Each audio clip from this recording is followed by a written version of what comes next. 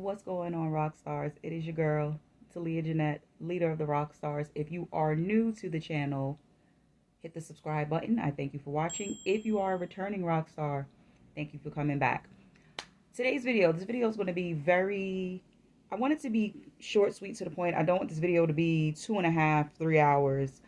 But a lot of people asked me recently, how did I take my gun to Las Vegas a couple of months ago? First and foremost, this video is for educational purposes only. That's it, because you know the YouTube community, y'all, they be out here hating on us. So I'm gonna take this off. So I went to Vegas in July of 2025, and Happy New Year. This is actually my first video for 2026. So yeah, I went to Vegas, and I am legal to carry in pretty much most of the country because I have a Utah carry conceal license. I advise everybody, until they figure out the whole constitutional carry, get a Utah license, because it will help you in a lot of these red states. So Utah license does cover Nevada. You guys forgive me, my darling cat he decided he wanted to nap on my lap during this video. I don't know why. He's going to be max. I'm going to put him down in a little bit. But please check first your state laws where you live. Check the state laws where you are going. Like, I know I cannot take a firearm to California because I'm not licensed in California. California probably has one of the strictest gun control laws in the country, probably right behind New York. So I am legal to carry in New York. I can carry in Pennsylvania. I'm legal to carry in Florida, and I have the Utah license. So these are the 4 licenses that I do have.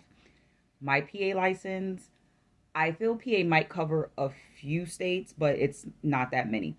Florida covers a few. New York carries absolutely none. So this New York City license I have is strictly for New York.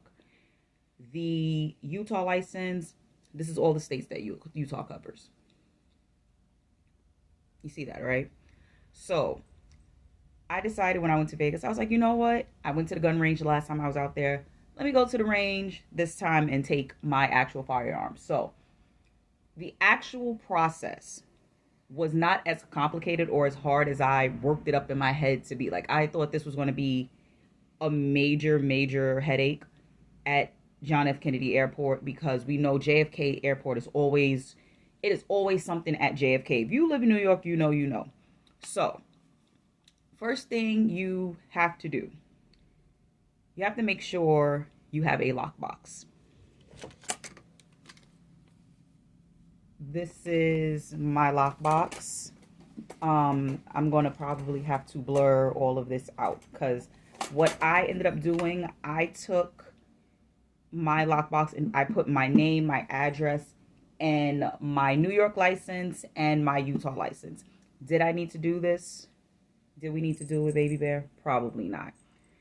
Absolutely didn't need to put the information on the front, but I have it on the top of the lockbox and on the inside of the lockbox, because I'll be damned if my guns go missing. So this lockbox that I have, it is a biometric lockbox, which means it has a code, it has a fingerprint on it, it's electronic, and it has a key.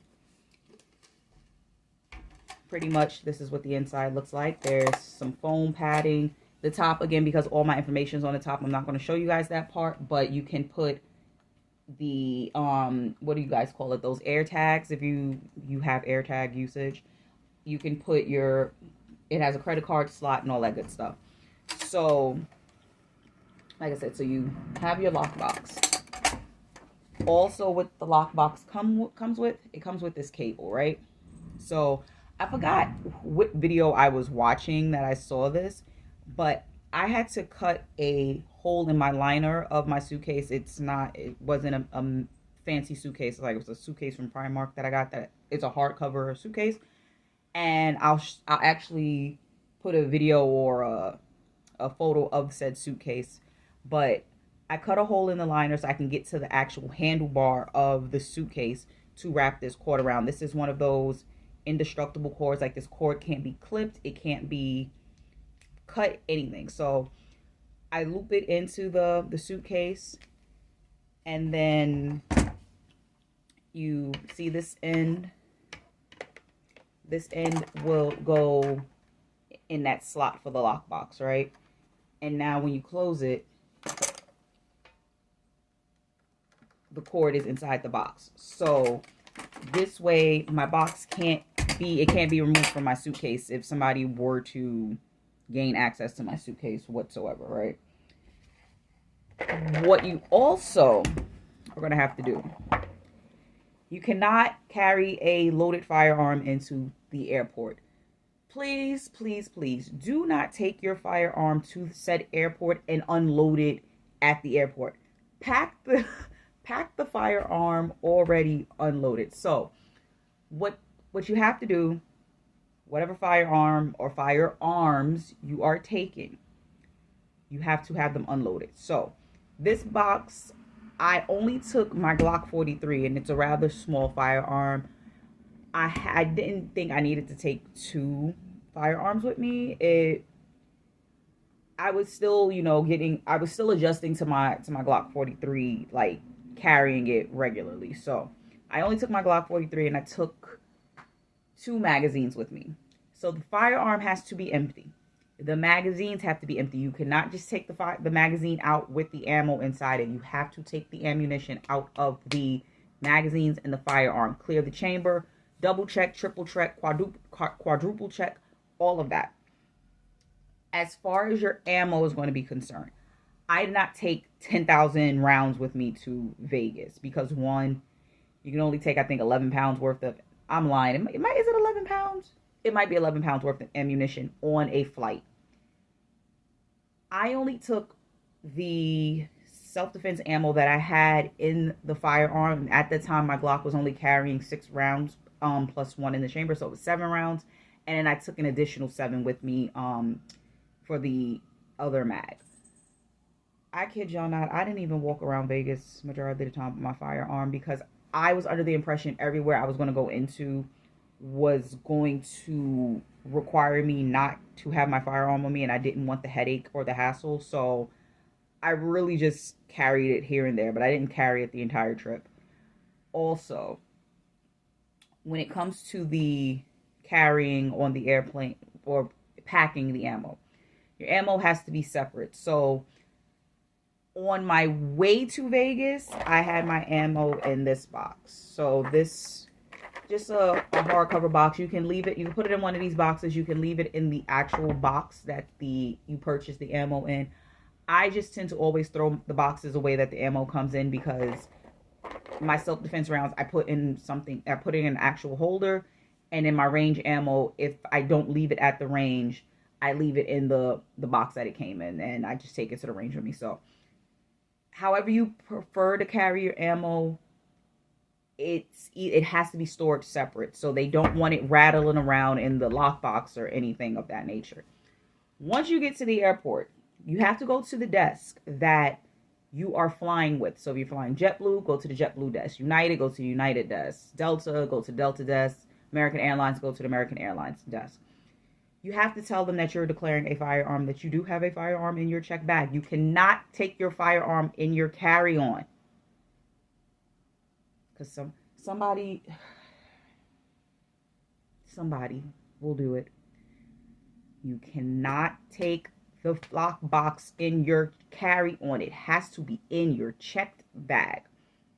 After you go to the desk, you're going to tell them, at least in New York, I'm pretty sure it's like this. This is a across-the-board TSA thing. But in New York, when I got to the desk, they had the transit, Port Authority, police, whoever those guys were. They came to the desk. Y'all, I never see that many police in my life for one person for one bag, right? So they came. The cop asked me, he said, "Can you open the lockbox for me?" I opened the lockbox. Everybody was so entertained that the box was biometrics and it was a digital lockbox. I'm like, what? Okay. So you have to show them the firearm. They're now going to take a picture of said firearm They're going to look at said serial number of said firearm to make sure it matches your license. Please do not forget your license, y'all. I thought I had left my license at home. When I tell y'all, I almost panicked because I thought I left that license in the crib. It was in the lockbox. I was ahead of the game. I was ahead of the game because y'all, I panicked. I was like, oh my God, I can't find my license. And it was in the lockbox already. They need to match serial number across the board. So do not, forget, like, because I know in New York, when you add a firearm to your license, it takes them a while to send the updated license. And sometimes you may not swap out the old license when you get it. I always make sure that when I get an updated license, I take the old one out my wallet immediately, because the worst thing you could do is be caught with a firearm that is not on the actual license. No matter if it's registered or what have you, you need to have the actual license, right? Okay, so boom. They then put this tag. I'm trying to see. I just want to make sure my information is not on this. So it looks like this. They're going to have you sign it. It's going to have the agent's number, where you're going, and the flight number. So this is going to go inside said lockbox or inside your suitcase. They gave me two. Let me see. I believe. Oh no, this is actually 1-in-1. So this was in my suitcase, like on top of the lockbox. That is so if they do happen to take your bag, they know that it's a firearm in it. So after all of that is said and done, and you close your suitcase up and you repack your suitcase, because I had to repack my goddamn suitcase and I was very annoyed.